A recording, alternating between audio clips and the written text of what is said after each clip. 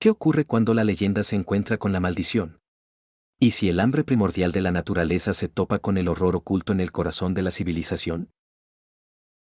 Bienvenidos, buscadores de lo desconocido, a un viaje que nos llevará a las profundidades de la psique humana y a los rincones más oscuros del folclore.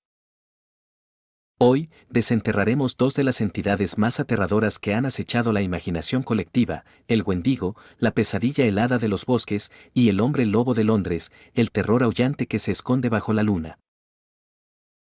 Ambas figuras, aunque distintas en su origen y manifestaciones, comparten la capacidad de encarnar una salvaje primigenia y un potencial de transformación que congela la sangre.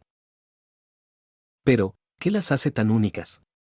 ¿Y cuál de estas bestias legendarias realmente susurra un miedo más profundo? Nos sumergiremos en sus mitos, sus motivaciones y los mundos que las crearon, para desentrañar la verdadera naturaleza de su terror. Comencemos con el escalofriante Wendigo. En los vastos y gélidos territorios de Norteamérica, entre las tribus algonquinas, no se contaba una historia, sino una advertencia. El Wendigo no es solo un monstruo, es una condición, una sentencia. Nace del acto más depravado y de la desesperación más extrema, el canibalismo. En la implacable soledad del invierno, cuando el alimento se agota y la cordura se desvanece, aquel que recurre a la carne humana para sobrevivir no solo comete un pecado, invoca una transformación. No es una mordedura lo que lo crea, sino una corrupción espiritual, un descenso al abismo donde el alma se pudre y el cuerpo se convierte en un recipiente para una hambre insaciable. Las descripciones del Wendigo son tan variadas como aterradoras. A menudo se le representa como una figura demacrada, esquelética, con la piel estirada sobre huesos salientes y ojos hundidos que brillan con una locura helada. Su aliento es frío, su corazón es de hielo, y una hedora descomposición lo acompaña. Su mandíbula está deformada, sus labios arrancados por la desesperación, revelando dientes afilados listos para desgarrar. Lo más distintivo de este ser no es su apariencia, sino su motivación principal, un hambre perpetua, una voracidad que nunca puede ser satisfecha. No importa cuánto coma, el Wendigo permanece hambriento, y su tamaño crece con cada víctima, haciendo que su apetito sea aún mayor. Es un ciclo infernal de depredación. La transformación en Wendigo no es un cambio físico en el sentido tradicional. No es que una persona se convierta en una bestia lobuna. En cambio, la entidad Wendigo, el espíritu del hambre y la desesperación, se apodera de un cuerpo humano después de que éste ha sucumbido al canibalismo. Es la posesión de un alma, no la alteración de una forma. El ser humano que se convierte en Wendigo no recupera su humanidad, está irrevocablemente perdido. La criatura perpetúa un ciclo de depredación, devorando a otros para intentar satisfacer una sed que solo crece. Simboliza el miedo más ancestral, el de la hambruna, el aislamiento y la violación de los tabúes más sagrados. Su escenario es el vasto e implacable desierto canadiense y americano, un lugar que amplifica la sensación de aislamiento y vulnerabilidad, donde la civilización es una ilusión y la supervivencia, una lucha constante contra la naturaleza y contra uno mismo. Ahora, giremos nuestra atención a las neblinosas calles de Londres, donde un tipo diferente de monstruosidad acecha, el hombre lobo de Londres. Este ser tiene sus raíces en la antigua tradición europea del hombre lobo, un mito que ha aterrorizado a las aldeas durante siglos, pero que ganó una popularidad particular gracias a la película de 1935, Werewolf of London. A diferencia del Wendigo, que es un espíritu incorpóreo que se apodera de un alma corrupta, el hombre lobo de Londres es la víctima de una maldición biológica, la licantropía. Es un hombre, a menudo culto y civilizado, afligido por una condición que lo transforma contra su voluntad. El arquetipo del hombre lobo de Londres es el del Dr. Glendon, un botánico brillante que viaja al Tíbet y es mordido por una criatura misteriosa. De vuelta en la sofisticada Londres, descubre que cada noche de luna llena se transforma. Se convierte en un híbrido monstruoso, una criatura lupina con garras, colmillos y una ferocidad incontrolable. Su motivación no es el hambre insaciable de carne para sobrevivir, sino una sed de sangre y una violencia brutal impulsada por la maldición. A menudo, sufre una profunda culpa y arrepentimiento por sus acciones. En los momentos de lucidez, intenta encontrar una cura o evitar la transformación, mostrando el lado trágico del monstruo.